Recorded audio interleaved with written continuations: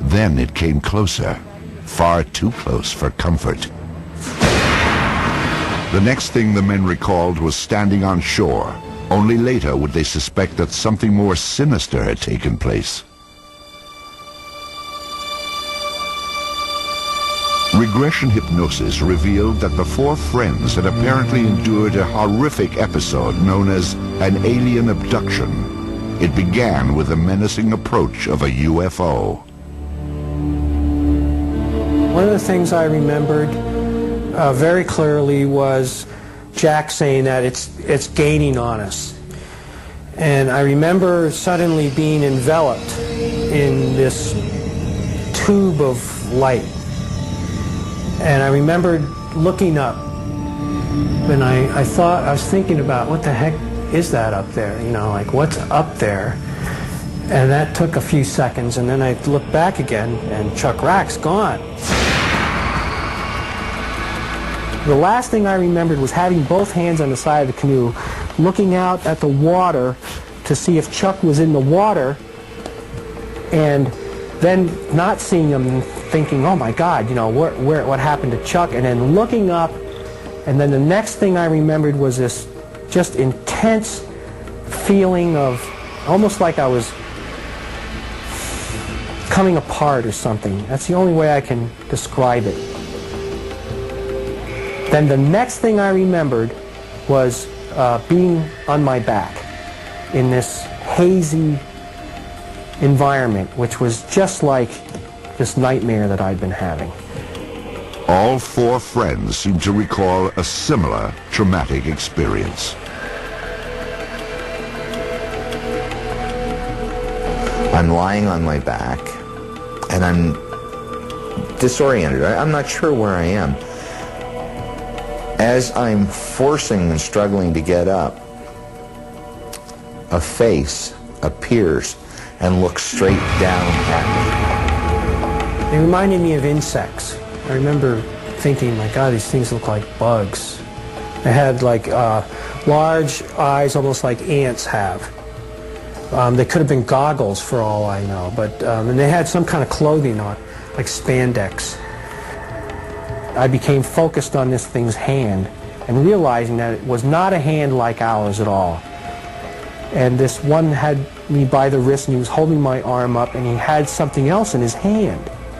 But I didn't like the looks of it. And I remember thinking, oh boy, here we go. This is it. I got 5 seconds to live. They're going to cut me open. They're going to dissect me, whatever. I just want to get out of here. Get me out of here. It would take hours under hypnosis before the four men fully detailed the alien examinations. Later, they recalled the peculiar events that brought them back down to Earth. They moved us again into this other space, this room. Then this area in front of me started changing somehow. It was doing something. It was some type of machine or something. It was very strange. And the last thing I remembered thinking was, here we go, I don't know what's going to happen next, but something is happening. Under regressive hypnosis, I remember the aliens trying to put me in the canoe. There was one of them standing in the canoe over me, trying to adjust my position in the back of the canoe, and another one was sort of waist deep in the water right next to me. And then they tried to position Jim Wiener in front of me, but he's heavier, and they were having a hard time with him. And then the other two were beamed right on land, and then Jim got out to join them. As their recollections took shape, the four men learned why their roaring campfire had seemed to burn out so quickly. To those who investigate abduction cases, it's known as missing time. Perhaps as much as 3 hours had passed during the abduction, from the time the men first saw the UFO until the time they found themselves standing on the beach.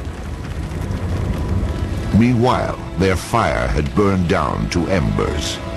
Hypnosis had restored their recollections of the missing time with unsparing intensity. But now there was no hiding from the memories, no hiding from the trauma of what had apparently happened at Smith Pond.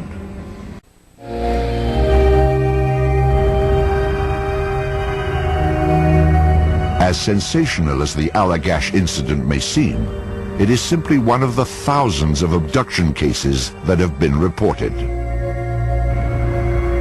Among UFO researchers, it is regarded as a reliable report with solid eyewitness testimony.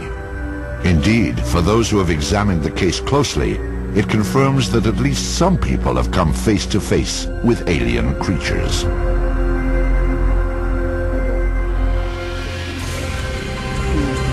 If you had the amount of evidence for the reality of the Allagash abductions for any other subject, any mundane subject, in a court of law, you could hang a person probably. But because of the bizarre nature of the case, that's not going to happen.